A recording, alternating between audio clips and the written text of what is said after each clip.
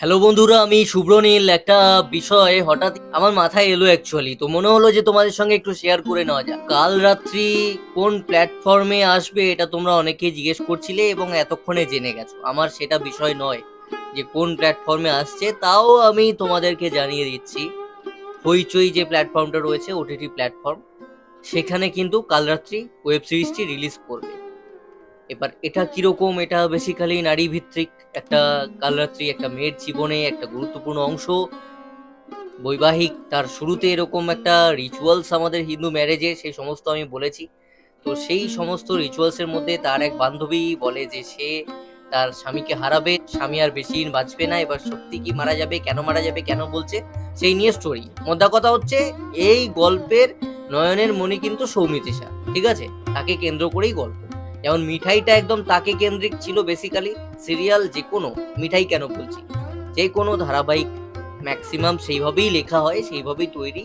এতে আমি কোনো নায়ক বা কাউকে কিছু বলছি না, কেউ অফেন্ডেড হো না।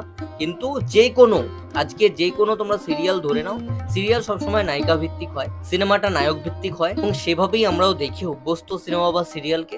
তার সাথে সাথে ওয়েব সিরিজ একটা এমন জায়গা যেখানে কখনো নায়ক কেন্দ্রিক হয়, কখনো নায়িকা ভিত্তিক হয়, কখনো হিরো হিরোইনের মতো প্রপার গল্প হয়। তো ওয়েব প্ল্যাটফর্মে এখন ওটিটিতে বিভিন্ন রকম এইভাবেই কাজ করা হচ্ছে। আমি একটা জিনিস নোটিস করছিলাম যে দেখো, হইচইয়ে সৌমিত্রিষার কাজ আসছে একদম রিসেন্টলি। এইটা কিন্তু সাইন করেছে, এন্ড সাইন করার পর এটা কিন্তু অ্যানাউন্স করা।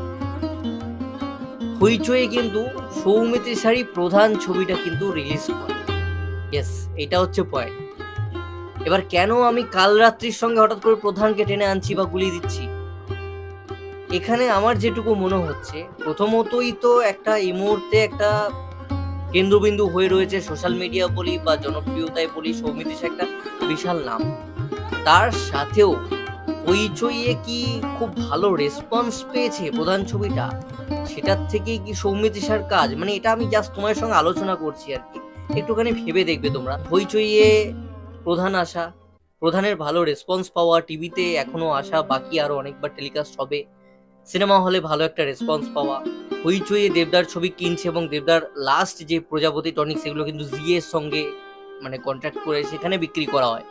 এখানে হইচইয়ে নিচ্ছে, এসবিএফ নিচ্ছে, এবং তার পরবর্তীতেই কিন্তু সেটা ভালো সাকসেস পেল, এবং তার 10-20 দিন 15 দিনের মাথায় কিন্তু আমরা আবার সৌমিত্রিষার নতুন একটা কাজ, যেখানে সৌমিত্রিষা একটা লিড ভূমিকায়, সেরকম একটা কাজ আবারও দেখতে পেতে চলেছি, এবং সেটা অ্যানাউন্স করে দেওয়া। এবং তারপরে তো রিলিজ ডেট এখনো তো দেরি আছে, অক্টোবরের 4 তারিখ পর্যন্ত শুটিংই চলবে। তো সবকিছু কেমন একটা ইন্টার রিলেটেড আর কি।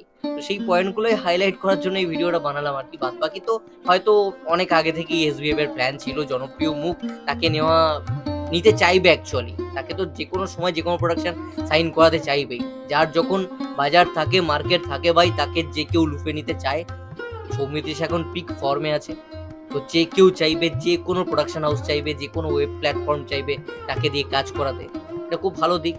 এই করে করেই সৌমিত্রিষা একটা একটা সিঁড়ি পেরিয়ে উন্নতির শিখরে পৌঁছে যাবে। তো আমি এগুলো ভাবছিলাম আর কি, যে খুব কম সময়ের মধ্যে হয়ে গেল না ব্যাপারটা, মানে হইচই আসা, সাকসেস পাওয়া, এবং তারপরেই আবার এই কালারটি সাইন করা বা অ্যানাউন্স করা, যেটাই বলো। তো এটাই আর কি তোমার সামনে হাইলাইট করতে চাইলাম। ভালো হোক সৌমিত্রিষা।